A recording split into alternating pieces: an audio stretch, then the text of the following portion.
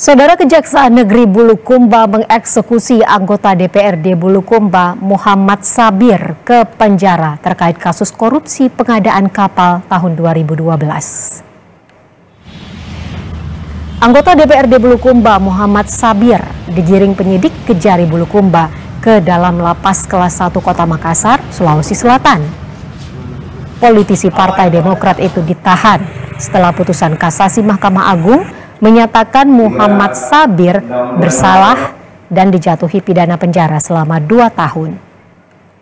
Sebelumnya, Sabir divonis bebas di PN Tipikor Makassar dalam perkara korupsi pengadaan kapal nelayan bantuan Kementerian Kelautan dan Perikanan yang menggunakan APBN senilai 2,7 miliar rupiah.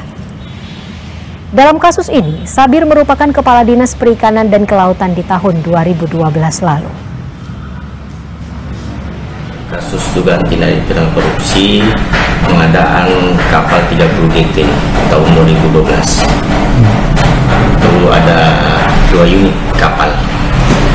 Itu kapal bantuan kementerian atau bantuan kementerian?